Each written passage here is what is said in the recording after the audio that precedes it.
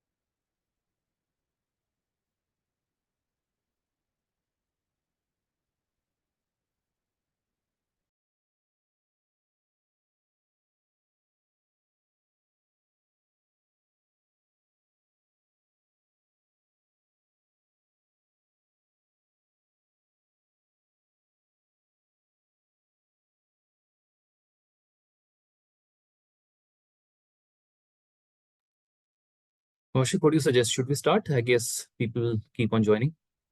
Yeah, please start. Okay. So, hi, good evening, ladies and gentlemen. My name is Ketan Tiwari, and on behalf of ISB's admissions team, I welcome you all in today's webinar. I'm assisted by my very able colleague, Mr. Kaushik Rai, and we are supported by Mr. Ram for the AV team and all the kind of technical things that we have at the back end. So the topic for today is scholarships, as you all must have known. Whenever the candidates apply for ISB, there is a lot of mayhem in the mind. There is a lot of bedlam as to how people get scholarships at ISB. What are the different heads of scholarships which are available? What is the amount of scholarship available to the candidates? How do you get the scholarship? What all you can do in your application form? How do you write your essays so that scholarship comes to you? And whether the scope of a scholarship or the probability of it starts diminishing as you go ahead with the admission rounds, round 1, 2, and 3. To discuss all these topics and an entire paraphernalia of it around it, we have four of our current students: Ajay, Ankita, Samar, and Prerna. So we will be discussing a lot of things around the scholarships and other things with them. And then we'll open the floor for questions and answers if at all we get time. So you can ask them live questions, make the best out of it. And yeah, I mean, should be a fruitful discussion for all of us. So without taking much of the time from this webinar, I would like to go to the panelists first to introduce themselves very briefly. And yeah, they can also tell if they have got any scholarship or not, right? And we'll have an entire list of questions ready for them. Should we go ahead with Prerna first? Prerna, would you like to introduce yourself? Yeah, thank you so much. Hi, I'm Prerna Sabharwal. I'm a PGP student, cohort of 2024 at ISB. I'm an R3 admit, and I was awarded a 100% merit-based scholarship during round 3 admissions. I come with a total work ex of 6.5 years. I think that's all from my side. Okay. Who's going next? Ankita? Yeah, sure. So, hi everyone, whoever is there on the platform. So my name is Ankita Garg, and I am a student of cohort 24. I'm also an R3 admit and got a 25% scholarship. Before coming to ISB, I was working with Government of Rajasthan and have a cumulative work ex of 4.5 years. So that's it from my side. Great. Okay. Ajay, would you like to go now? Of course, happily. Hi everyone, this is Ajay, and like others on the call, I also got a scholarship. But unlike Prerna, I've gotten a 25% scholarship. It was a merit-based scholarship. I had worked 4 years before ISB, dabbled between consulting and entrepreneurship, came with the intent of moving towards marketing. And yeah, that's me. So we have only Samar left now. Samar, keen to listen to you. Yeah, hi, I'm Sama Manimaran. I was also a round 3 admit. I got 25% scholarship. I worked in ISRO as a scientist for 7.5 years before ISB. So Right. any more questions on that? Absolutely, there are a lot many questions. So the first question, of course, straight away related to the topic is what we should do to get the scholarships at ISB, right? So I'll go with Samar first this time. I mean, Samar, according to you, the round 2 deadline is quite nigh. It's on 21st of January. Students are already, filling their application forms. what is that one thing they should keep in mind to get the scholarship? Oh, absolutely. I think they have much more time than what I had. I had only 10 days of to apply. So yeah, one thing, I think you should look at five things what ISB looks at. Your profile, your score, your application, your accounts, and your interview. So all four weighs into your scholarship. So whatever you write, I think it should be true to yourself. So you have to defend yourself in whatever ways. They are trying to pressure you on. They have to find out like you are suitable candidate or not, right? Mhm. So I think being true to yourself is the first most things I would tell. Anyone else want to add it to it, it will be great. Absolutely, absolutely. I mean, Ajay, would you like to add anything to it? I mean, what personally I think worked out in my favor was, so initially while practicing for interviews and also while writing essays, I was not indexing on what I personally thought were my strength, right? And eventually, after a lot of discussions with the alumni and others in the ecosystem, I realized that it's very important to just emphasize and put a lot of, let's say, uh, sort of real estate in the essay towards things that I actually think are my strength.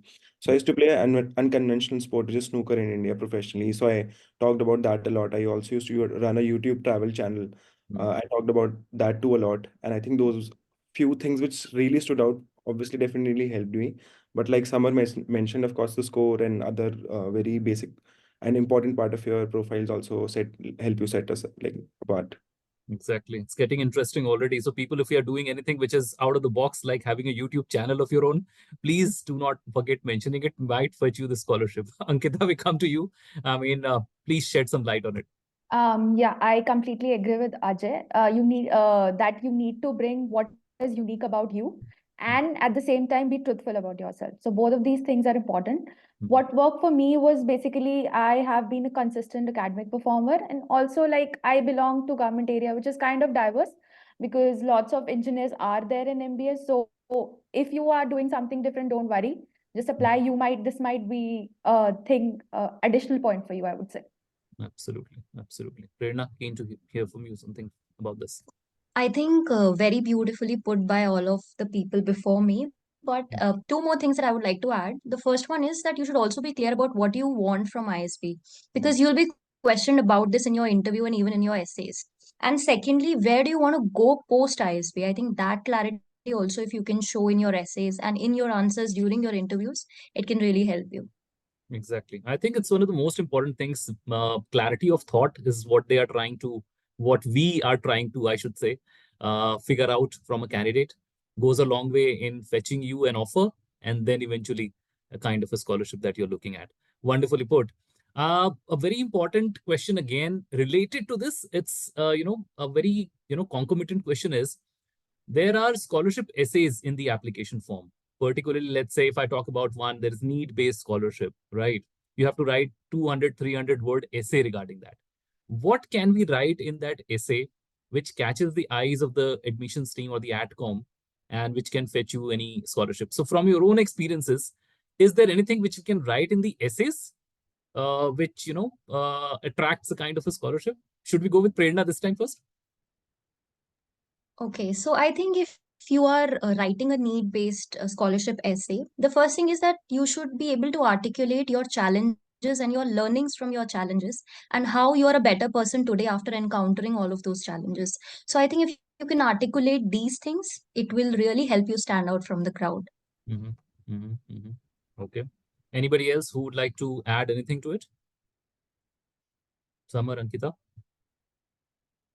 Though I myself didn't apply for that, but I feel that need base is something that firstly you need to be sure that are you actually in need of it. Once you are sure of it, then it's better to I mean say have a clarity of thought and then better articulate it in the words. And I would say firstly you need to be yourself, be very sure that you are Right, eligible or not.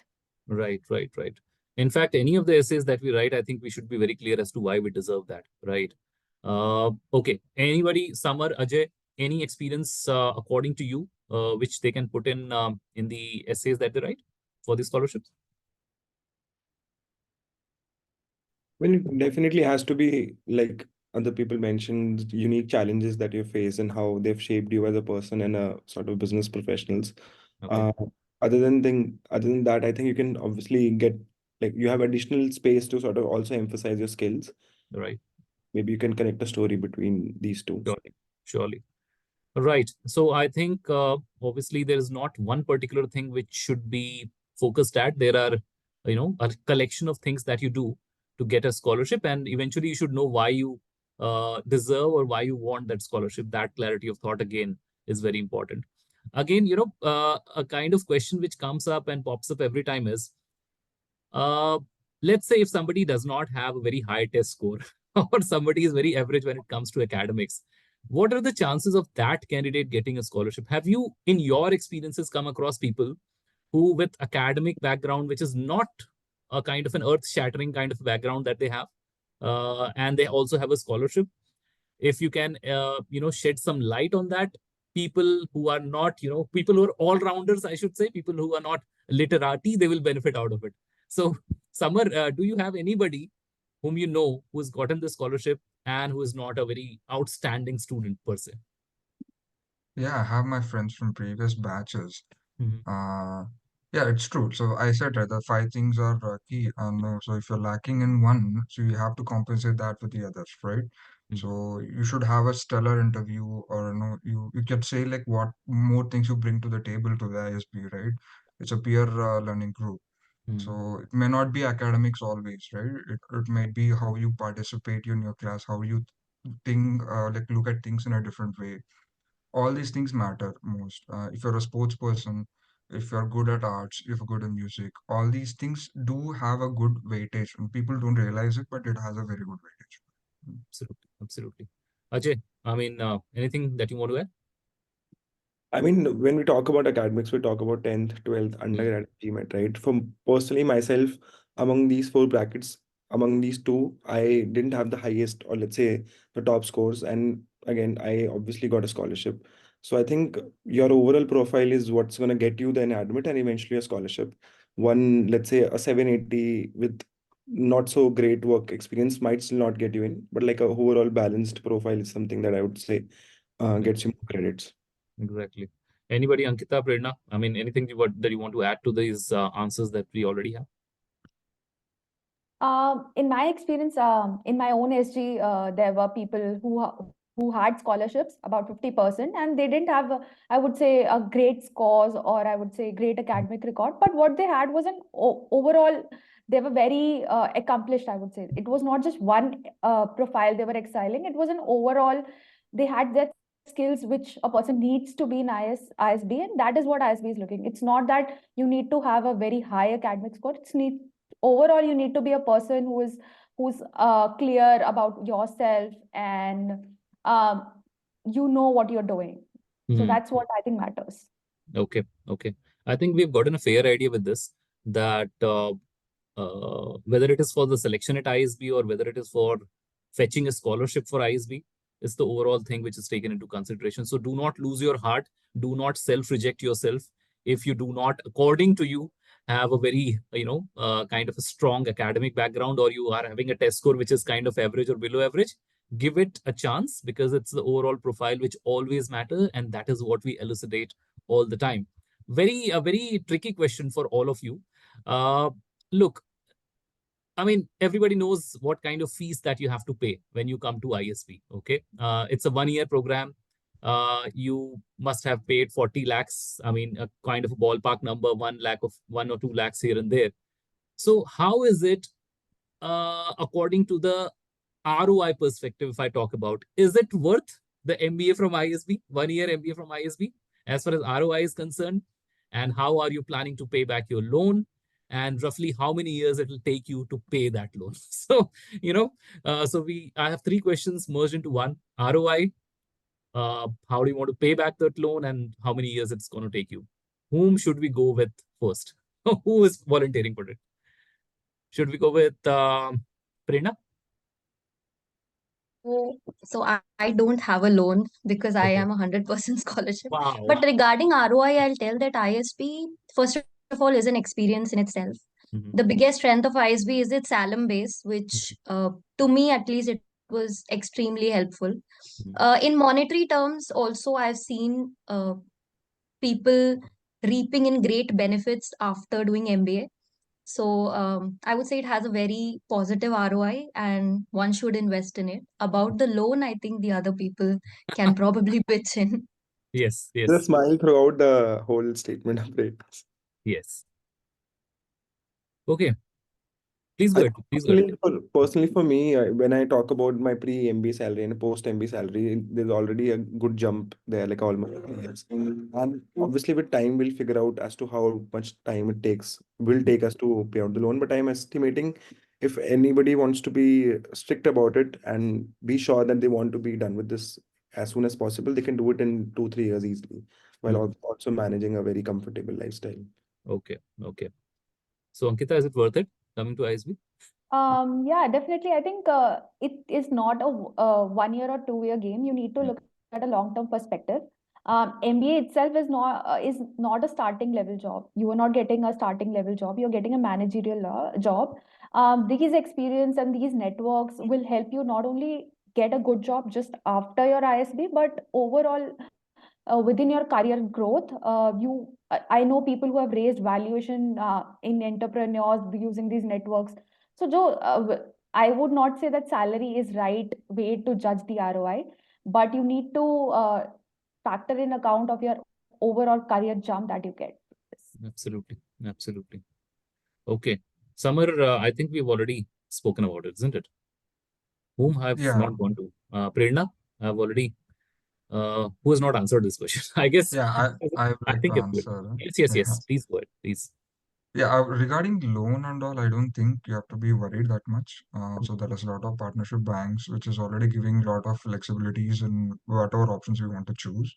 Okay. ROIs is something like a very interesting, a very easy way to just look at all your investments. But I think the most important thing is where your alums are. Just scroll through LinkedIn, you'll find out people at partners level, director levels after 5, 10 years. Mhm. So that is what you have to aim at. It's not where Mhm. you start, but where you want to be at after 5, 10 years. That's what even Ankita stressed out. Yeah, So that is what you have to look into it. right, right, right, right. Good. So I'll just, digress a little bit from the scholarships. I'll come to something else. We talked about the overall profile, and one of the important components of that overall profile is the work experience and the quality of work experience that we talk about. Another important topic of that work experience is, do we all need to work in big organizations so that our work experience is considered a very high quality work experience? Like, you are coming from ISRO, you don't have any issues, Samar. But let's say somebody is not coming from such a well-known organization or a startup. What kind of chances they stand for, first of all, getting into ISB, and then, of course, getting a kind of a scholarship? Who likes to go for it first? Because a lot of people must be wondering about this answer. Samar, I think I'll go with you first because you're coming from ISRO. Let's hear from you first. Yeah, thank you. Yeah, ISRO is a good brand name to start with, but that doesn't bring you an ISB application or admit, right? Mm. So the one thing I think I lack is the administration part of it. Some people who come from some consulting, you already have some business acumen of them. But I know a close friend of mine, so he started a restaurant for 3 years. Mhm. So he was an entrepreneur on his own. He had his own stakes, and then he ran a restaurant for 3 years. So he got an admit. He's one of my colleagues here Okay.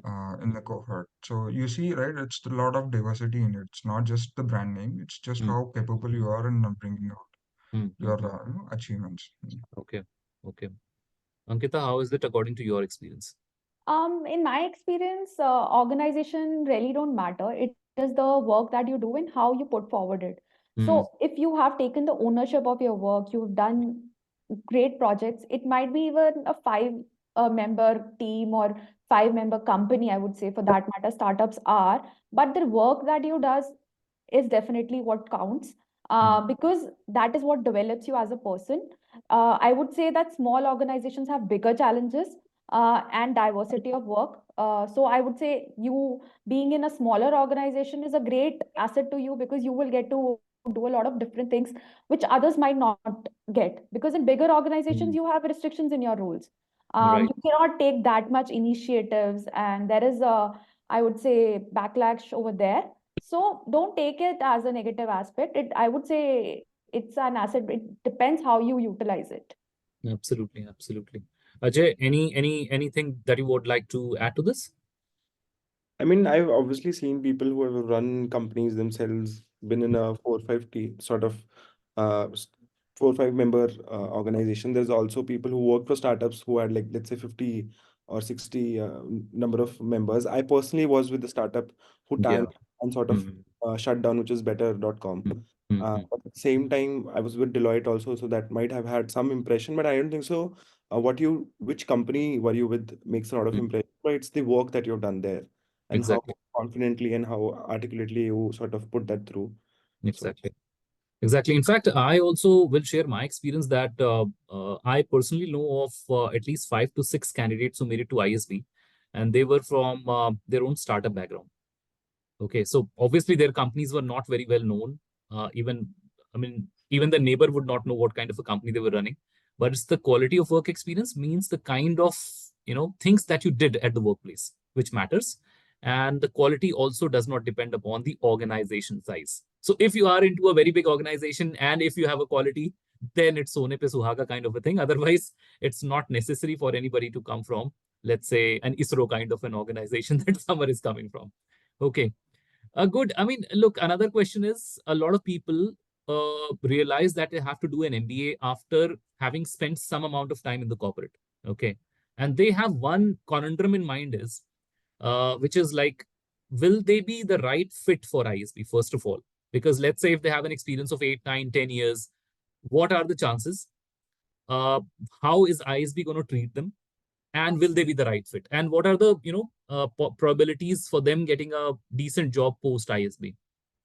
I think a lot decent number of people in the class of, let's say, 850 that we have, 850 is a ballpark number, have that kind of an experience, but people sitting outside have this question as to what we are looking at. So I'll go to Prerna first this time. I mean, just delineate, Prerna, as to what is their scope in ISB for people who have great work experience. So I myself am a 2014 pass out, and I came to ISB after 9 years with a UPSC gap of 2 years and six and a Thank you half so years of much work for saying that. Yeah, so I think ISB is very welcoming to such people. And I would say that what you can highlight if you come from a very like I have worked for 3 different organizations. There'll be some of you have spent majority of their time with a single organization. What you can show in your essays and in your interviews is that how did your career progress in that organization, because you'll have a lot of achievements that you can highlight, which probably people with lesser work ex will not be able to show in their essays and in their interviews. And this can really help you stand out, and it definitely did help me. Also, I think ISP is a very diverse campus. Again, as you said, there are a lot of people who come with a higher work ex, and they come with different objectives in mind. Some come for pivoting, for which ISB provides opportunities. Some come for switching to senior roles. For that also, ISB provides opportunities. So I think in terms of whether you'll be welcomed at ISB, definitely for sure. And even in future, you will be given opportunities that you are looking for post MBA. So please go ahead and don't have such doubts in your mind. Absolutely. These apprehensions galore. Ankita, anything that you would like to add to this? Not actually, but yeah, in my experience also, I have met a lot of people over here who have about like 10 to 15 years of experience.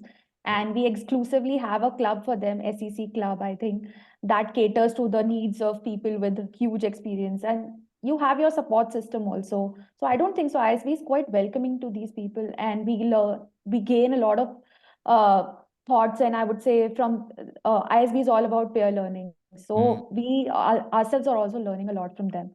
So I think Exactly. ISB is welcoming to these people. Yeah.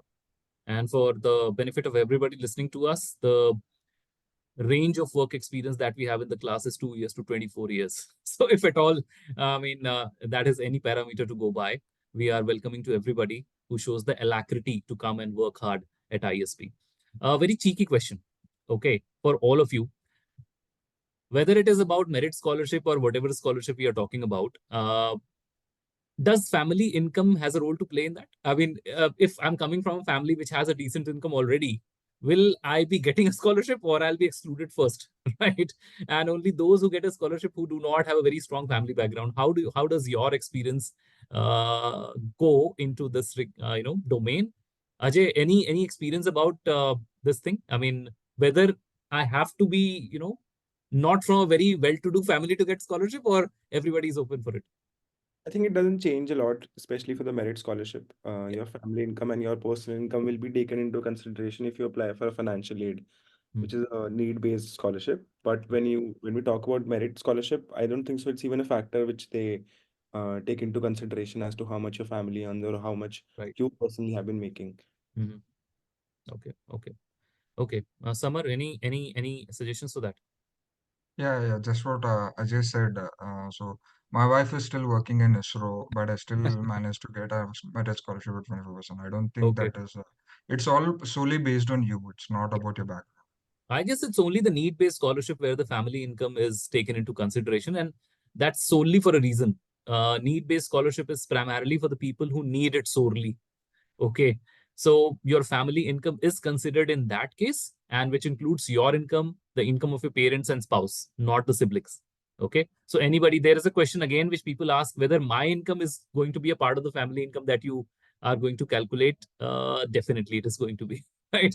We understand that when you come to ISB, the family income gets reduced, but at the time of calculating that need-based scholarship, your income is also included in the family income that we talk about. Okay, so look, very kind of what do you say? Uh, Seemingly nugatory question. Should people go for a loan if they can pay a scholarship? They can afford to pay a tuition fee because it may benefit. Taking a loan may benefit in tax saving and all that stuff. So, what is your experience about it? Anybody who's taken a loan, can they just guide the people who are listening to us regarding this? I mean, there's a lot of chatter informally going around during Uh-huh. campus Yeah, yeah. because you get a loan for a very subsidized rate, Mm, and when you compare it to, let's say, even an average mutual fund, there's a lot of arbitrage that you can do. So mm. personally, it's a sort of risk appetite preference where people has. Okay. You can choose not to go for the loan or get a loan immediately, pay it off, or stay back and take the tax benefits. I Mm. think individual decision, but there's definitely advantages of taking an Okay. education loan for ISB, I think. Okay. Okay. Anybody else who has an experience of this question? Yeah, I think we definitely can avail the Mm, education loan tax rebate, because after ISB your income definitely jumps and you would like to avail whatever maximum rebates you can get. mm, And education loan is like an easy rebate that you get. And unlike other loans which have a limit of 2 lakhs, I would say education loan has a higher limit, and mm. all of the interest that you pay within that year is completely exempted. So that's a great thing. You can stretch it for 8 years, as long as 8 years if you want to. But it's your call at the end, and I think it's great. Why to not avail this option? Mhm, mhm. Quite educative for people listening to us. So, one of the important things that people consider, and therefore this question comes up every time regarding the ROI, is the kind of career transformation which people look at. Okay. So, ISB, like any other top institute in the world, helps you metamorphosize the way you want to deal or make yourself as a professional in future, right? All the people who make a functional shift and an industry shift, uh, they come to ISB and they make the best out of it. So how does that happen in the class? Because it's a 1 year program. The placement season starts at the end of fifth, and between the end of fifth and end of sixth, a lot many people get placed also. So how does it happen in such a ziffy? That's a kind of a question which everybody has in their mind since times immemorial. Okay, since ISB has started. Any information regarding that will be very helpful to the people listening to us. Samar, should we go with you first? Yeah, I know a lot about building rockets, but not a company. So when I started, like, so accounting or anything, like I have no basic idea, right? So I was not from the same background. So So all it took was only like 2-3 months to get into the groove, know all the basic fundamentals, build yourself a structure, and then tailor-made yourself. Like you have tailor-made elective courses too, so that you know where you want to go. So for me, I want to be an entrepreneur after 2-3 years. I want to have my own firm in the space industry. So for that, what the information I get here is I understood that how much I didn't know about how to run a company. So those things, the ISB is the best, right? In terms of faculty or in terms of what the cohort I have. So there's no experience like this. Great. Ajay, anything to add to it? I mean, of course, unlike Samar, I had studied accountancy, but I had faced the similar problem when I was studying stats, right? So there's definitely something which will throw you off, and there's definitely, if not a subject, something which will be very comfortable to home. So I think, but with time, you sort of become comfortable with the rigor and then accept the fact that every day is a new day. It's supposed to bring in new challenges in terms of assignment, in terms of lectures or something else. And then that rigor is something that you sort of eventually become comfortable with, and that's when you sort of start learning and taking in more and sort of giving it output, I think.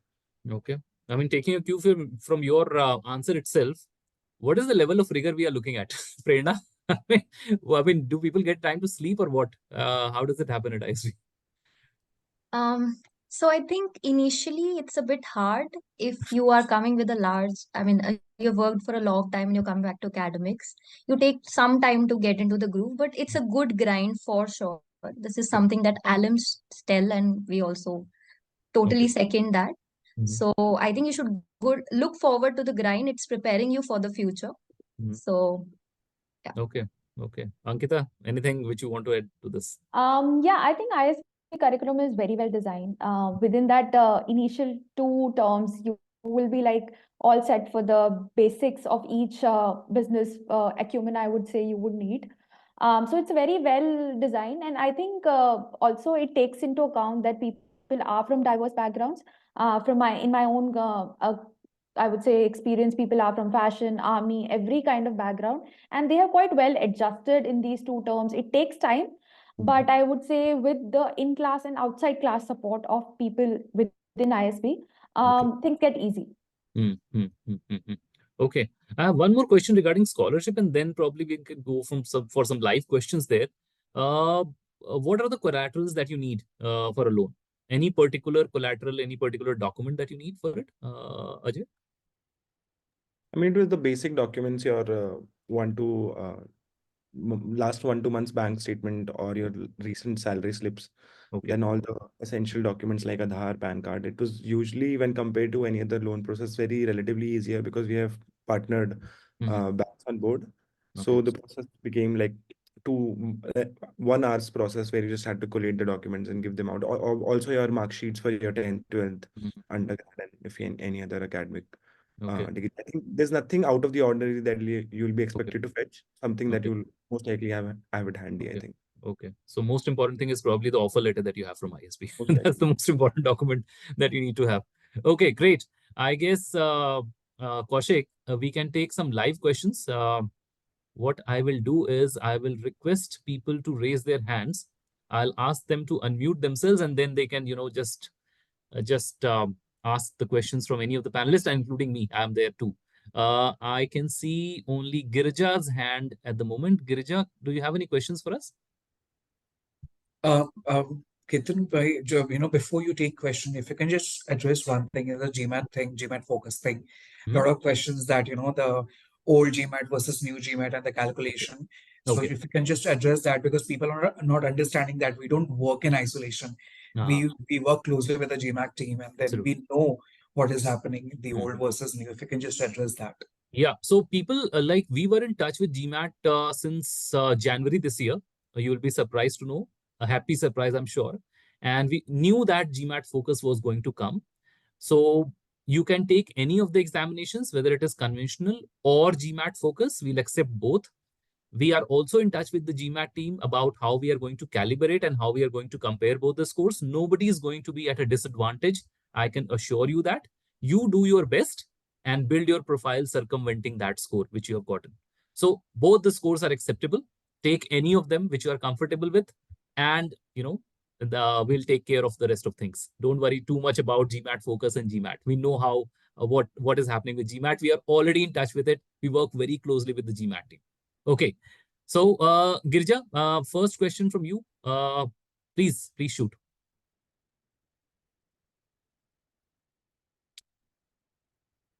Hi Girja, are you there? Okay, I guess we can't hear Girja. You can do one thing. Either you can type your question or you can just log back again. Right? We can't hear you at this point of time. I can see K. Vidyasagar. Please go ahead if you have any questions for us.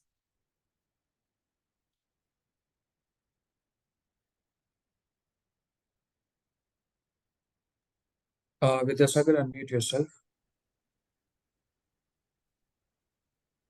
No worries. Okay. Hello, can you hear me? Yeah. Yes, very Yeah. much. Loud and clear. Sir, actually, I want to give my GMAT on 17th January. So the round 3 is on 21st. So will the 4 days gap would be there.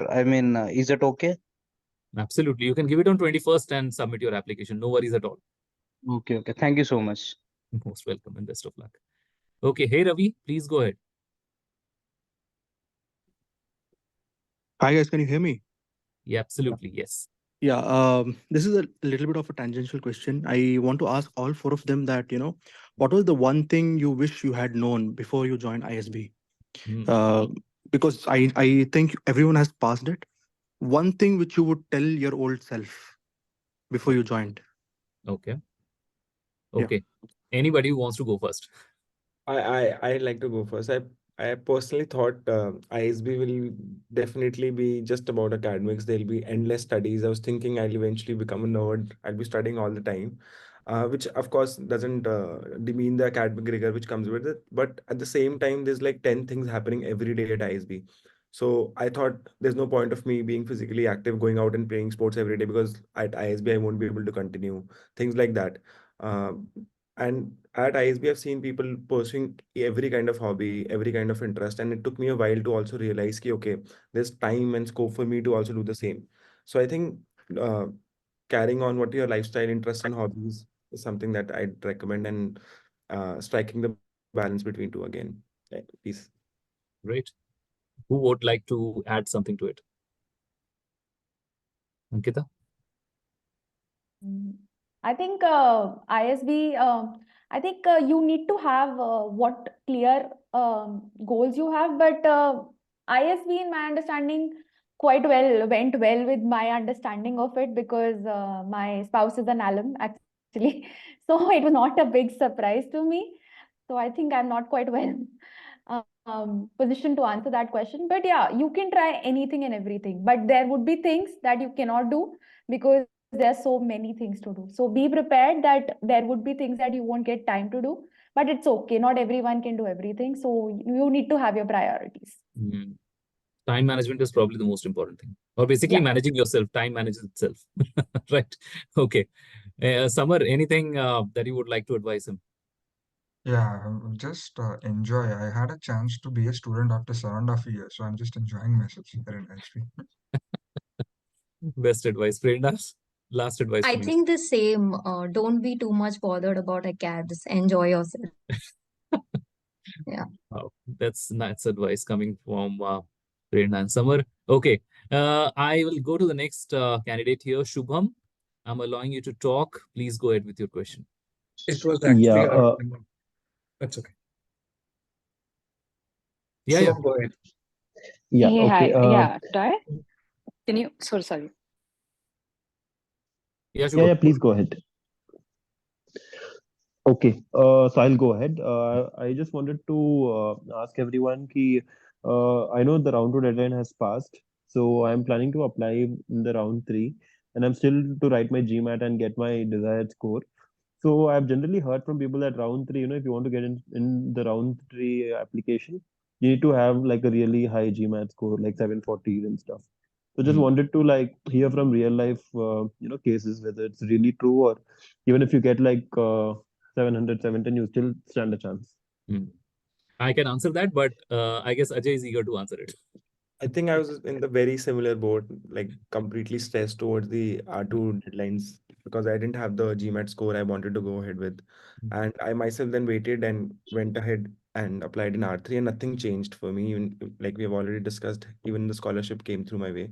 So I think since it's R3, there's definitely a notion that less people get in, but it's also that less people apply, right? So proportionate of acceptance doesn't change at all. Is personally what I think, and it shouldn't be a hindrance. I mean, go ahead with your best shot, apply with what you're comfortable with. But just because it's R3, you don't have to aim for a 770. I don't think so. That should be a problem. Exactly. Exactly. I think I completely agree with Ajay. I myself didn't have a 740 if you put that number as your ballpark number. So I think you have a decent GMAT score, and I remember the deadline was 27 Jan, not 29 January last year, and I gave my GMAT on 12 Jan. So I was nowhere near the deadlines, I would say. So don't worry, just give your best shot. It's okay. You just be calm and composed, I would say. There is no cutoff for getting into ISB, be it round 1, round 2, or round 3, right? And Definitely. I am one of those two people who can give you a feedback for your application. If somebody applied last year and could not make it, and I give a lot of feedbacks to people with the 740 who didn't make it, right? I'm not, detesting anybody from, thwarting anybody from applying to ISB, but just saying that score is just one aspect of the application. It's not the criterion which gets you into ISB eventually. That's not the only thing. I hope that answers your query, Shubham. Yeah, it does. This is very helpful. Thank you. Thank you. Okay. Kashish, yes, I'm allowing you to talk. Thank you, Ketan. I think it was the similar question on the score because I'm also yet to give my GMAT in a week. I've been preparing for it rigorously, but so I had previously got a score of 680, and then I was considering, like I'm hoping for an improvement, but I wanted to understand my chances. I'm confident profile wise, but given I have very little time with me, given you'd understand, we have office and then you have to study simultaneously, give your exam.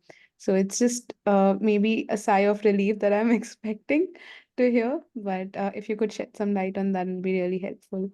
Yeah, so you are on the right path. Do not fret over it too much. We are still sitting on 27. The deadline is on 21st. I mean, 5 to 10% of things that you do every day will make a very strong application, right? So you apply for the benefit of everybody, I'm saying. You apply when your application is the strongest. Simple as that. So first of all, get this fear of round 3 out of your mind. Absolutely. That's the first step towards making it to ISB. I cannot give you the number, but just to tell you, last year we got almost similar number of applications in round 1, 2, and 3. Right? And it changes every year. So it's not that it's going to happen this year also. So it's not about getting into ISB, and round 1 is pretty easy. As Ajay said, a lot of people, I'll put it in a different way, also get rejected in round 1 because a lot of people apply in round 1. Okay. So don't apply with a half-cooked application. That's the, panacea for getting into ISB, if I may put it that way. Okay. Arunima, you had something to say, right? Please go ahead. Yeah, thank you so much. I had a question regarding the notion that people have, especially for ISB, that only with people who have got the experience either with consulting, or they've worked with Ernst & Young or Deloitte, or they're looking to be an entrepreneur, they're the only two candidates that are more preferable to. And vice versa, basis that you have more opportunities for placements towards that role. One, is this true? Should we actually look for that? And second, what would be the diversity of options? Because I'm sure, like you mentioned, one needs to have the clarity of thought of what they need to do post MBA. And if that is something that's not going to align with what we're looking for, and just for a brand value, will that be a right way to go forward? So I come from a sales background and looking to go towards strategies is why I'm asking. It would be really helpful if either of you could help me out with this. Okay, again, I'll transfer it to the panelist here. Again, non-consulting background students, can you please answer this? Okay, I'll take it. I am from a government background, totally away from corporate also. You at least have a corporate background. So, and I got a job in consulting firm. So definitely that's not a, I would say, criteria to get in a consulting firm. So that's a clear answer that I myself an example that you can definitely make a switch. And what matters is your skills and your work, not the criteria or background, I would say. Yeah. Consultings are very open to all kinds of genres. Anything to add to this, Prerna? Yeah, so actually, I was not looking to pivot into consulting, and I decided that pretty early on when I came to ISB. I was looking to pivot into operations. So I can tell you that ISB also offers a lot of operations and internal strategy roles, which you also mentioned. So Yeah. I've seen a lot of sales people applying to a lot of diverse kind of roles. I think you'll have good opportunities here. So definitely you can give it a try. Absolutely. Absolutely. Great. I guess Arunima should be good enough for you. Yeah, thank you so much. Okay. Okay. Okay. Ashutosh, I can see your hand raised. Any questions for us? Hi, good evening. So I had I had heard somewhere that ISB recently had a tie-up with MOD regarding the 50% tuition fee waiver on the 7th of December this year, right? So I am coming from the Intelligence Bureau, which is a part of paramilitary force. So I just wanted to know whether I am eligible for the same or not. I think you should be, because it's the armed forces scholarships that we are talking about. And for that, you can also write to us. Kaushik, can we just, give our email ID to them so that they can write? We'll get it confirmed, Ashutosh, right? And you can write to us at pgp@isb.edu, and we'll revert to that with the absolutely right answer, right? Okay, one more thing I just wanted to confirm if I would not be eligible for the same. So I just wanted to know whether suppose if I'll take my pre-ISB salary into consideration. So if the standard is 18 lakhs plus, right? The criteria is it should be below 18 lakhs for the need-based scholarship. Yeah. Need-based. Yeah. So in that case, since my and my spouse's salary is going to be greater than that, including taxes, so the tax portion is included or it is gross? I think it is gross. That's what I understand, right? And as it is going to be above that. So probably that scholarship is not for you. You should be looking for a merit scholarship. I think that is more suitable for you. Coming from that kind of background, I think your profile will also look very decent, right? You will have a lot many things to share of the kind of work done. I guess that should be the kind of scholarship which you can So definitely. do I need to separately apply for the merit-based scholarship, or it would be automatically considered? Anybody who applies to ISB is eligible for a merit scholarship. Okay, so I don't need to separately apply for that. No. Okay, one last question I have. Sorry, I have too many questions. So one last question is that before coming to ISB, since I'm coming from, the background I'm coming from. So right now I don't have any clear picture whether I want to go into consulting or I want to pursue it in a particular domain. So right now, just now I heard, and then I thought that I would be probably going into a strategic part probably. So I don't have a clear idea about it right now. So is it going to affect my interview? Okay, I can answer that, but I think I'll go to Summer. Summer, I think you are also coming from a unique background. Give us this answer, please. Yeah, so having a clarity is more important, especially when you're in interview stage. But that may not be the end goal after ISB, right? After ISB, your opinions might change, right? So like someone can say that no, I want to get into consulting, but after joining ISB, you don't want to go into consulting, or product might seem interesting to you, or marketing might seem interesting. For me, I think marketing was much interesting to me. Okay. So in that case, just do a background check where you want to go. Have a prep yourself. Talk to alums. You'll know where you're at. And then once you join ISB, then it's up to you to decide, right? You can choose whichever path you want to be. Sure. Okay. Thanks. Thank you. Okay. Rohini, please go ahead with your question. Hi, so I have around 3 sub questions. I just wanted to start off by asking, how can I aim at 100% scholarship? Especially, maybe I would want to direct this to Prerna since I have that. So, like, do I have to check all the boxes of, merit, co-curricular, extracurricular, and work experience, high achievements? So, what exactly do you suggest someone who's aiming at 100% scholarship or a full funded scholarship? Over to you, Prerna. So definitely, I was not the kind of person who had a profile who had everything in my profile. I think I am an average student. What I really highlighted was what made me different, what made me unique, and that for me was my work ex. I had worked for the CAG of India. I had worked on large scale projects. I had worked on a lot of diverse, complex assignments.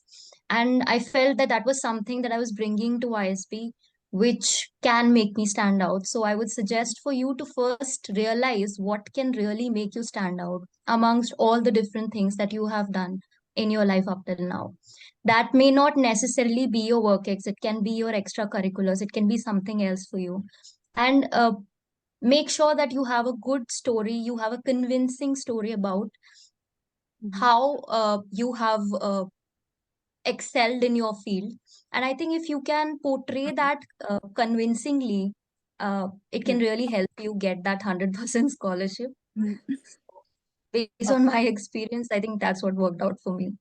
Yeah, thanks about that. That answered my question. And another thing, someone who was kind of applying in the last minute, how long did it for you all take to prepare and give in your application? Like, how long did you have to spend on your essays and your GMAT preparation? Like, maybe that would help me with the limited time that I have. Who goes for it? Can I take that? Yeah, absolutely. Yes. So I think based on today's discussion, I've realized that all of us gave our examination sometime in Jan. Same was for me also. I gave my exam in Jan. I prepped around a month for it. And I took about 15 days to prep my essay. And I got it reviewed by some close alum friends of mine who were like, I think I got about 3 or 4 reviews. But what I did was that I had already written the most significant achievements of my profile. And from there, I had picked anecdotes for my essays and for my interviews. So that saved me a lot of time. Like I had come up with 6, 7 of such anecdotes, and then I was good to go. So maybe this can help you. And one last question. So with like the current job market being not so great, that's none of the schools or business schools or universities' mistake. But how do I have to be considered or scared about my salary post ISB, about the placements and all? Would I have to worry about it? Any suggestions on that? Okay, Rohini, there's a question in chat. Somebody named Asha. There are few things she has written. Actually, it's too much to type. So I would like to take this opportunity and speak. So first of all, okay, so I know where is it coming from. The one article hit job which happened couple of weeks back by a Ken's article. First of all, it's not true at all, and it happened right after day zero of the placement. Day zero is like the very first day of placement is considered as day zero. Yeah. And yes, it is a given fact, and not just with ISB, globally. That if you see the day zero numbers and if you compare it with the previous years, yes, it is not as good as previous years. That doesn't mean that's the end of the world. That's end of the placement day. After that, we have day one, day two, and so on, so on. We have a class size of 860 to 863. Just speaking to just one person or two person, one or two students, and forming a perception that placements are pretty bad. It's laughable, nothing else. And as of today, of course, this is not an official figure. Actually, we are not supposed to disclose the number, but still, since there's a question on placement, more than 95% of the batch, both the campuses put together, it is placed. Okay. One got to be a little patient enough, should have some patience that, you have to wait for day one or day two. ISB never promises anyone. You can check with all 4 students here that or that we will get you a job or you will get a job on day zero. It doesn't happen. Nobody promises that. Yeah. Yeah. Okay. Second thing, getting a job, it's not an issue. If you are an ISP, yeah, it can happen on day one, it can happen on day two, it can happen on day three. Getting into ISP should be a concern. Getting a job, not at all, because uh, if application goes through, you get through it. Uh, there is a factor which is considered whether we will be able to place you or not. That we get to understand through your essays. Okay. That's where your essays play a role. So don't worry about job. That will happen. And okay, having said that, ISB's placements are not the end of the world. You have to understand it. And you rightly mentioned that ISB, or for that matter, any Any business school, school yeah. in the world, it has nothing to do with it. We don't have control on the market. Yeah, maybe after a year and a half, or maybe after 6 months, market will bounce back, right? So Yeah. it is not, ISB's placements are not the end of the world. You will have immense opportunities after that. Yeah, so I'm sorry if my question was not rightly phrased. I didn't want to. I know that a lot of people are placed. I spoke to quite a lot of them on campus, the current batch. It's just that one thing I've noticed is a lot of them were kind of cribbing and were sad about the amount of the salary that they got. The salary range was not up to the mark compared to the last year's, obviously because of the job market not being good.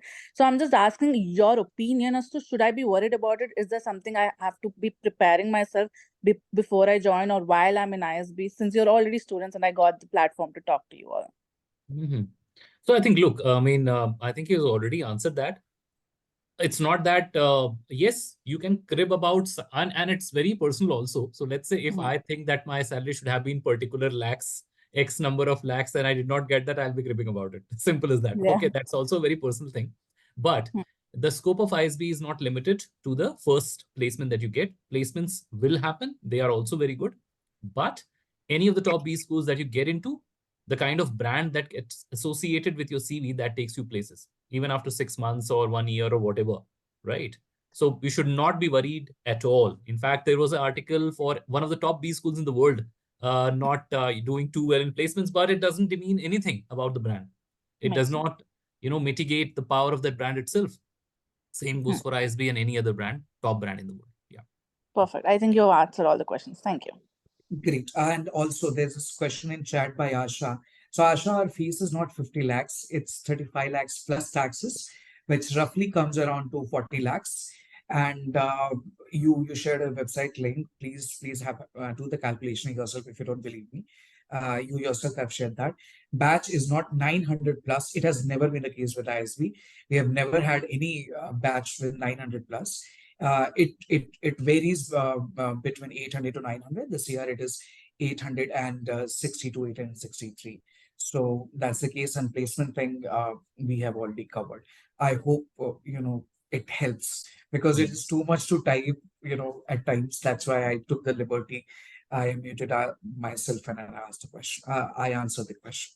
Yeah. No, that's good. Thank you. Probably a lot many people will benefit from it. Okay. Karan, I'm allowing you to talk. I know you had to wait for some time, but it's your chance now. Please go ahead. Hi everyone. Thank you so much for this session. So I had a question not entirely related to the scholarships, but what I wanted to know was, how would you describe ISB's community and student culture? Like, one of the things that I'm looking out of the MBA is to have sort of a group to be part of for the rest of my life. And I just sort of want to know how's the community and culture at ISB, and how can one take advantage of that and engage with that? Okay. Should I transfer it to you, Ankita, first? I think you're on mute. Yeah. Yeah. So, Karan, you absolutely do not need to worry about ISB's community, I would say. Personally and professionally, they are a lot very helpful. The day you get into the ISB, you will have continuous sessions with Alan. They'll hold your hands at each step, starting from, I would say, resume reviews. And even before that, when you come, even before you enter ISB, there are chat sessions with the ISB alums so that you can be prepared for your O week. A lot of sessions. ISB is a great hand holding. And post ISB, I know a lot of people are doing great. You will have always a support. I remember once a story was shared by an alum that you go to any country, anywhere, just type a message in the alumni network. People would be there within half an hour to help you out with anything you want. Exactly. So yeah, don't worry about that. ISB is a great help. Yeah. So the alum network is spread across 60 countries and 400 cities. And your learning also does not stop once you pass out of ISB. So you can be a part of the special interest groups, and they are, based upon the kind of sectors that you work in or that you are interested into. So any of the technical or non-technical support that you want, since you are professional, you will realize the power of references. So any of the references that you want from any of the sectors, they come available, they come readily to you. ISB alum network has a lot of alacrity to help you. In fact, a lot many people who are applying to ISB, they reach out to the alums on LinkedIn and get their essays vetted. I have known a lot of them. I cannot do that because I'm a part of the admissions team, but they go to them to get their profiles reviewed and mock interviews, a lot many things. So the alum network is pretty strong. People get information about how to change houses and all the stuff also from the alum network, apart from the serious things that we can talk about. I hope that answers your question. That sounds great. I had one more question, if I may. Yeah, please. So, oftentimes like MBAs are geared towards corporate jobs, like they're kind of grooming you for maybe private equity or consulting or whatever it may be. How geared is ISB's program towards, running your own manufacturing setup and like an operations heavy business? Whom should I, put this question to? Ajay, would you like to take this, or? There's one thing specifically which is very aligned towards that, which is one elective that carries on for the 2 consecutive terms, which is still ongoing, which I'm not part of. If any of the other panelists is, maybe they can talk about it. But there's like a lot of hard skills that you learn about operations and manufacturing in that elective particularly. And also there's like a pro bono project that we do with the T Hub in Hyderabad. So those are the closest things I can think about. But definitely, you'll learn about the industry through case studies. You learn about manufacturing through endless case studies. But I can not talk about more specifics other than that if there's other things. I think because we have a specialization in operations, a lot of our electives are catered to operations, and in manufacturing, like just Ajay told about, there is a specific elected over 2 terms that gives you a live experience of it. Though I personally am not part of it, but some of my friends are, and it's a great learning on the job, I would say, because you get to have an industry kind of a mixture experience, great professors, I would say. So yeah, it's a great hand holding. Exactly. And one of the most important things which happens, we talk a lot about diversity, and this is the place where diversity also comes to your rescue. When you're sitting in the class with such a diverse cohort with people, let's say coming from different backgrounds, the kind of experiences which they share, you learn a lot. And the out of class experience is also fantastic, right? So you get a kind of a vicarious experience of different sectors coming from different people who have been into that sector, the kind of conundrums which they faced and how they surmounted those conundrums in life and in their profession. So I think that's the kind of information which flows to you. A lot of faculty who come and teach you are from the industry, so they bring in that kind of a knowledge. We do a lot of alum sessions also. So it's a very potent alum network. They come and talk to you about a particular industry. So the information problem is not there. You get a lot of information. It's about how you want to utilize that, and you will have a lot of support there at the campus also, right? Yeah, I appreciate that. Thank you. Thank you. Okay, Piran Rusi Umrigar. I hope I am pronouncing your name right. If you have any questions for us, please go ahead. Yeah, my name is correct. Thank you, Ketan. So I have 2 questions. One is regarding GMAT. So I wanted to know, so I got a 660 recently, and I am giving my GMAT again in Jan.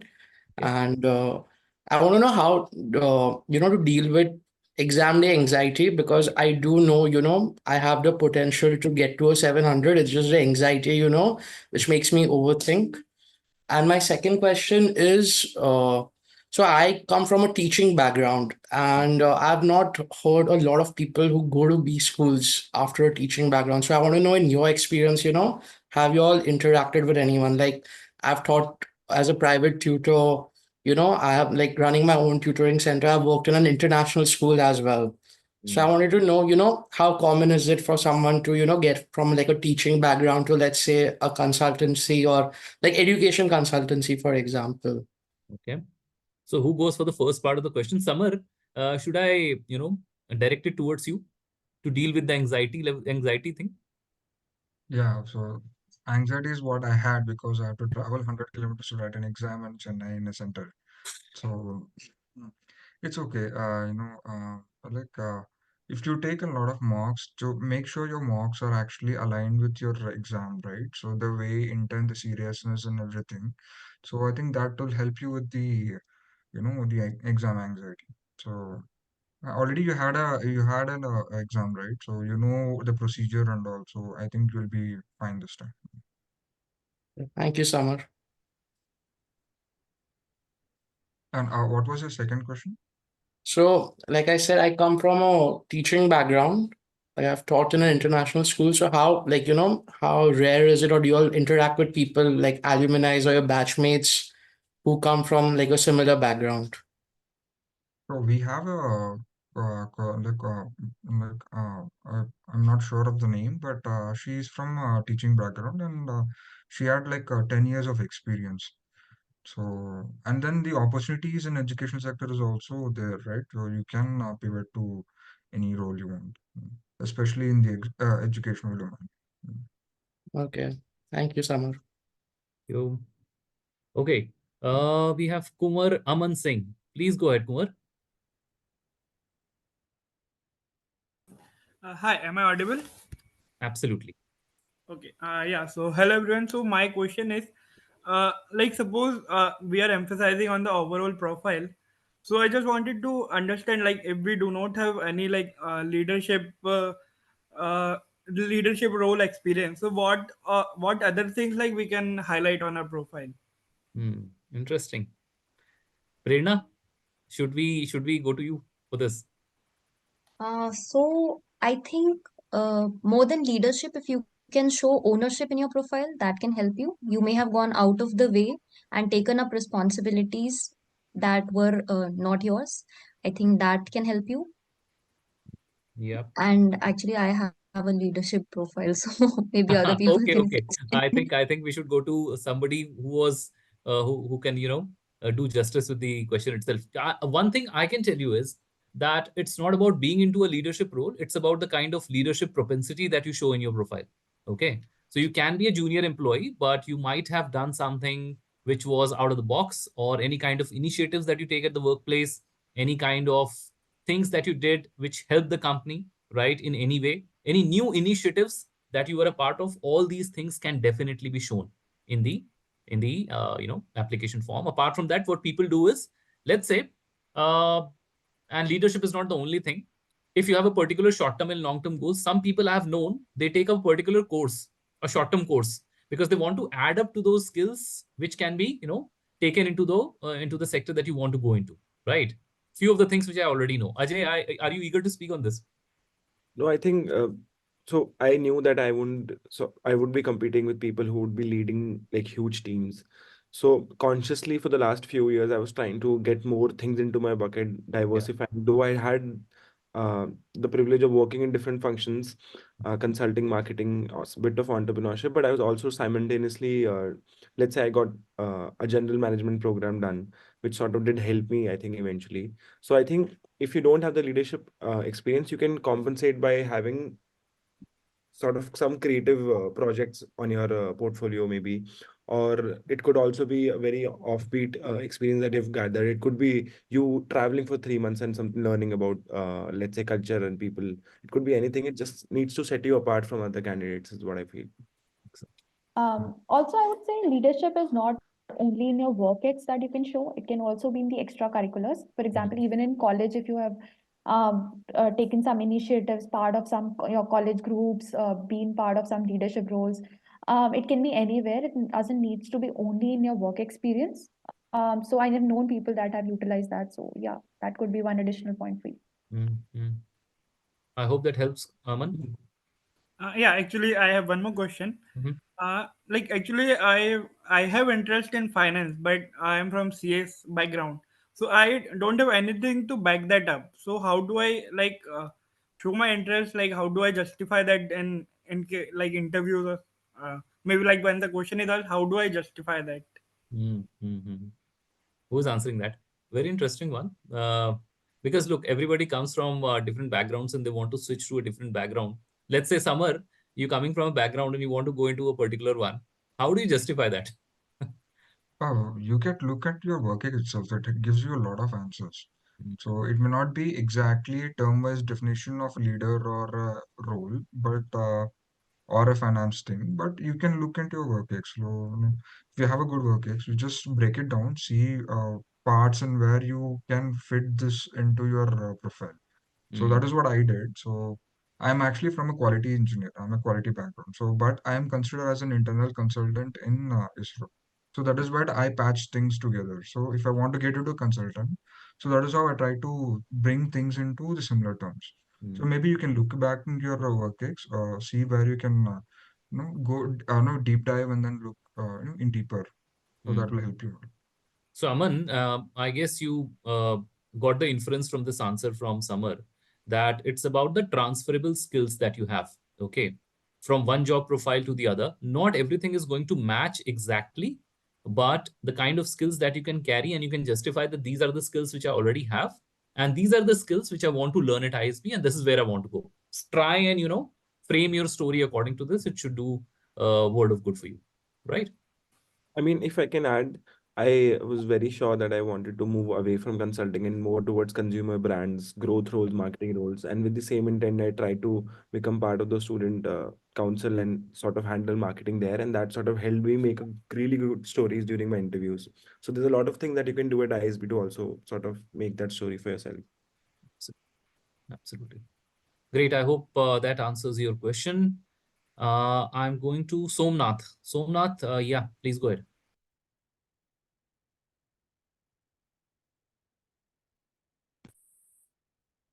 Hello, am I audible? Yes, Somnath. Hello, so my question is to the panelists over here. So I heard that every one of you were round 3 admits and converts. So kudos to you. So my only question was like, you get your admits in the month of March and the course starts in the mid of April. How did you, manage your employers, like your notice period and everything? So this is a conundrum that I wanted to, we might have to face. So how was your experience at this? Panelists, please answer. Yeah, one thing is that like you have to show that you have resigned or on sabbatical. I think that is enough for admissions. You don't have to actually move away from your job. So that final offer the final termination letter can come after maybe 2-3 months, and the ISB is okay with that. And given that short duration, I think you have to be very much prepared. Multiple hands at work. That's it. Yeah, definitely. It's, I would say, not going to be very easy because not only you'll have to pack your stuff and be prepared for the next 1 year, but also say pack up your things at office and personally. So yeah, you can, if you were like, you would know that you are making it or not, I'm sure. And if you have things in place, things do work out, and ISB is quite leeway with that. Like just Summer put up that you can give a transition letter that you are still in the process of resignation. You've submitted an application but not gotten confirmation. So I think taking small steps would help, but yeah, definitely it will be I would say would require a lot of management over there. Okay. I have Ashutosh here. Ashutosh, any questions that you have for us? Yeah, hi. Am I audible? Yes. Okay, so my question is related to the length of the program. So most of the MBA programs have 2 years, right? And 1 year is mostly reserved for the executive MBA. So what's the specialty of ISB that helps explain this? And also, what does it mean for aspiring entrepreneurs? Because that is my, at least for now, intended path. Okay. Prerna, let's explain him this 1 year thing. So, I think there are a lot of facets to how ISB is able to do this job in 1 year. It puts you in that environment and into that grind so that you can tackle bigger challenges in the future, and it kind of contributes to making you get prepared for what is coming in the future in the corporate world. So I think that I can tell. And about the entrepreneurship and how it prepares, I think Summer was someone who is trying to get into entrepreneurship. So probably I'll pass it on to Summer. Yeah, so the main thing for entrepreneurship is the connects and the network you have. And ISB is known for its connects, especially if you want to venture, you won't need a lot of venture capitalists or or alums in the space. And you can see that a lot of alums from ISB who's now in the entrepreneurial space, right? So there's one in the last year who started his own you know cosmetics company. There's one with headphones. There's one, so many people. So, and we have a exclusive club, Entrepreneurial Venture EVC Club, Entrepreneur Venture Capitals Club. So this club, we had a conclave this year, and it pitched in almost at 40 to 50 venture capitalists in ISB for a day or two. So that was a very good experience for anyone, to pitch their ideas to any it's a good experience for 2 days. I think that is one thing which I liked in ISB. So I didn't see any other institute doing in this fashion. Absolutely. So Ashutosh, if you absolutely rhapsodize about being an entrepreneur in your life, ISB is the place for you. Any of the passions that you have, you can submit your ideas. We have got 2 incubation centers. They help you becoming an entrepreneur. And almost 600 people from ISB have started their own ventures. So it also gives you the kind of support that we have for people who want to start their own business. So that's a corroboration of the idea that you want to have. And I hope that answers your question. Yeah, that answers. Thank you. Great. Okay, Sanket, any questions for us? So hi everyone. So basically, I was a software engineer with 3.5 years of experience. And my questions, I basically had 4 questions. That what role does my pre-MBA salary play in terms of the merit-based scholarship, not the need-based, and the placement post-MBA? Okay, I guess the students are going to be the right people to answer it. Who goes for it, please? I think I'll go MBA salary does not have a role to play in the merit-based scholarship, and it also does not have a role to play in what you get after ISB. Right. Yeah. Okay. Okay. Got it, Sanket? Yeah. Yeah, it's pretty clear. Yeah, thank you. Okay. So second question is like the niche post MBA. So I being a software engineer, I think I can resonate most with IT consultancy or product management. So is there an overview of what are the options post MBA at ISB in the starting weeks or somewhere around in the course? So I think things like so career planning takes a lot of time, of course, and clubs at ISB and also the alums who keep visiting at ISB keep talking about product management and other kind of careers available at ISB. In the first week at ISB when you join, does also bring in the basic perception as to how would you want to make that, how would you want to plan that career progression. And throughout the whole 1 year, you can reach out to alums, people who would already be in the cohort who had had product management experience becomes a really great sort of starting point. So I think it's a ongoing activity which will happen throughout the year until the placement. So I think that need not to be worried about. Because also, I think adding to your Ajay's point, professional clubs are a great help. For example, we have BTC and consulting club. So each of those clubs not only try to prepare you for the job that you're aiming at, but also give you a visibility to the role that you would be doing in that job, on job, I would say. So you can attend these sessions. These clubs generally have these sessions in the beginning of the term. I generally in term one. All of these tell you the scope of the club or the type of jobs that you can land up entering into these fields. So that gives you quite a lot of clarity, and you can make your choices over there. Great. Okay, so we go with the next candidate here, Anushka. Yeah, please go ahead.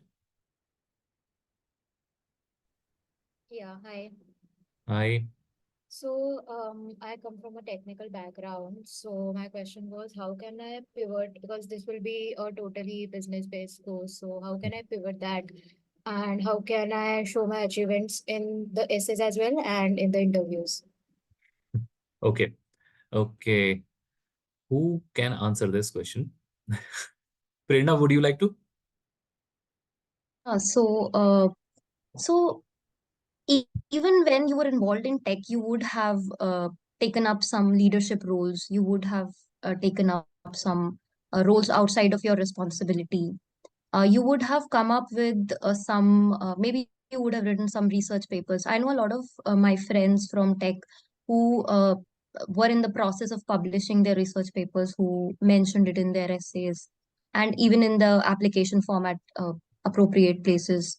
So if you have those kind of achievements or any other kind of achievements, like even when if you are in a tech organization, you would have taken up extracurricular leadership roles. I think those things you can probably highlight in your essays and in your interviews. Yeah. Okay. Yeah. Okay. Thank you. You. Okay. So guys, we have 9 more minutes to go. We'll try and take as many questions as we can, but in fact, Kaushik has already shared the LinkedIn profiles. Please connect with us there. Any of the questions that you people have, even after this webinar, we'll try and, either get back to you, or let's say we can connect over some, any of the questions that you have, you can directly send us there on LinkedIn. Okay. So, Rishabh, any questions that you have for us today? Yeah, can you hear me? Yes, loud and clear. Hi. So I understood from this conversation and previous knowledge as well that there's an 18 lakh amount that has a limit. Like you can't apply for a need-based scholarship if your income pre-MBA is above that. Being the sole breadwinner of the family, does that change things or does it remain the same? Given that 1 year of MBA will count as an opportunity cost towards the salary that is coming in, and also there will be a significant student loan post that. Okay, so look, it's straight away the family income which is counted, which includes your income, the spouse's income, if you're married, and your parents' income, while we are calculating that 18 lakh. The purpose of, granting that need-based scholarship is that it really goes to the people who need it. So let's say if we can somehow manage, then probably we'll go for some other scholarship, not the need-based one. And as it is, you have an option of going for the merit scholarship. So you are, once you apply, you are eligible for a merit scholarship, if at all your overall merit score is as high. That's what it is. Okay, that's helpful. One more small question I have, and this is purely based on rumors. So, do we have any information on whether the batch size is going to change in the future or the placement process is going to evolve? Okay, placement process evolving. I don't know what is meant by that. Look, the placement team is comprised of working professionals. It's not taken care by students here. And they work at 4 different locations in India and 2 locations outside also, right? So we constantly look for opportunities to invite more and more new companies into the campus from different sectors, and they work very closely with the students also. So depending upon the kind of fervor which students have towards a particular sector, will get more companies from that particular sector. So that is obviously ever evolving process. So don't worry about that. The first one was, I forgot the first question. Do you remember, guys, what was the first question? It was around the batch size. Are we expecting to Okay. increase it? Look, as of now, we do not have a particular information. If you have heard it from somewhere, keep it to yourself, because we do not have very credible information regarding this. The batch size, let's say for this year, the current students is 860. Maybe it'll come down to 840. We never know. It can be also up to 870. So as of now, there is no change in the batch size. If at all it happens in the coming years, you will know well in advance. No, don't worry about that. All right. Thank you so much. Yeah. Okay. 6 minutes. Shubham Kothari. Shubham, please go ahead. Yeah, can I just ask any one of you, what is a day in ISB like? Yes. What does a day in ISB look like, Ajay? Ideally, on any given day, from of course, on the weekdays, you would have 2 or maybe 3 lectures. Eventually, towards the last terms, you end up picking up your time slots. So you sort of become your own master to plan your day. So you would go to, say, lectures for 4 hours, then spend 1 to 2 hours playing a sport that you like. 2 to maybe, let's say, 4 or 5 hours doing assignments that you are supposed to submit. Sometimes we step out of campus. Sometimes we stay in partying inside campus. Sometimes there's a lot of club activities which goes on. There's usually event happening on the weekend, which a club would organize or a special events team would organize. It could be a festive event, it could be an ISB legacy event, or it could be a sporting tournament. In February, March, there's supposed to be every weekend filled with a sports sort of a tournament where teams compete for a prize money. So these kind of things sort of go on every now and then, and mostly your day is filled with you just sort of trying to do assignments, classes, meeting friends. Yeah, that's it mostly. So you can have all the fun. And initially, what I've heard from 1 or 2 alums that for the first 15 days, you think you have made a wrong decision. Right. So a lot of people have told me that, but then you adjust because everybody's trying to push you to get through it. So don't worry about that. Okay, got it. And just one more question. Say I've written GMAT before, and the first time I got a 610, and say the second time I get my desired score of say a 690 or 700 or 710. So will the previous score also, be taken into account? Will that be like a drawback to my application or something? No. So you can take as many attempts. We will take your best score into consideration. Don't worry. Okay, that's helpful. Thank you so much. Okay, 4 minutes. Akash, please go ahead. Can you hear me? Absolutely. Yeah, so my question was, any common negative points due to which the application generally gets rejected? I can answer that. I know a lot many. So look, first of all, when you are filling your application form or you're writing your essays, do not mention anything which you have not done, right? Do not be melodramatic about it, okay? Do not be a dilettante of something and mention it as it's one of the highlights in your application form, right? Practice your, when you get a call for interview, go for some mocks if you can. Prepare for the things that you've written in the application form, be thorough, because in the interviews, whatever you have in your profile, or let's say your essay, ricochets back to you as a question. Okay.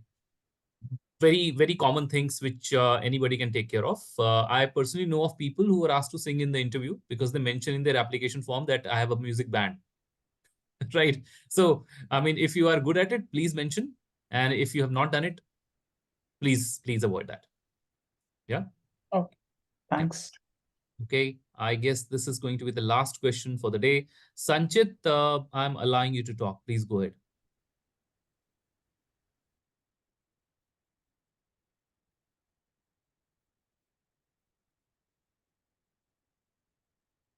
Hey, Sanchit, are you there with us?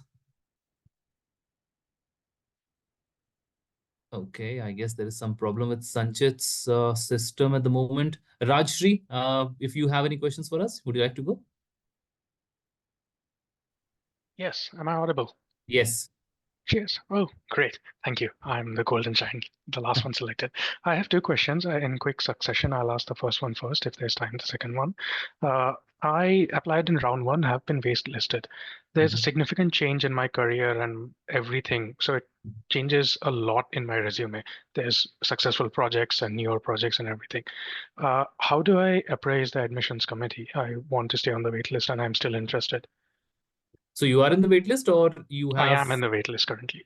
You can write to them. I don't think they consider anything post the deadline, but definitely you can write to them at pgp@isb.edu. Let them do the works, right? Got and it. they will come back to you in case anything changes. Yeah. Oh, great. Thank you. Second question. I've already written to them, by the way. Okay. It was straight away told we don't take additional stuff. The second question is, if I'm accepted from the wait list, which I'm hoping with fingers and legs and every digit crossed, will I still be eligible for need-based or merit-based scholarships? Absolutely. Absolutely, yes. Okay, perfect. Great. Thanks. If at all the scholarships are left. That's the criteria which is always there. Great. Right? Yeah, All right. Cheers. Thanks. That's my 50 cents, and that is exactly it. Thank you. Thank you. So I guess that's the last question that we had. Thank you very much, Ankita, Samar, Prerna, Ajay, for being there. I'm sure it was a 1.5 hour session. So you must have enjoyed it. You were on the other side of it last year. So there is a lot of nostalgia when you are actually answering these questions. Thank you very much for taking out this time. Thank you, Kaushik, for reaching out to them for this session. And thank you, Ram, for, helping us do this session without any glitches. So guys, we have already shared our LinkedIn IDs. Please reach out to us if you have any more questions, and probably we'll come up next Wednesday for some other session on a different topic altogether. Thank you very much. Good night, all of you. And thank you for being a part of it. Bye-bye. Bye. All right. All the best, everyone. Good night. Bye-bye.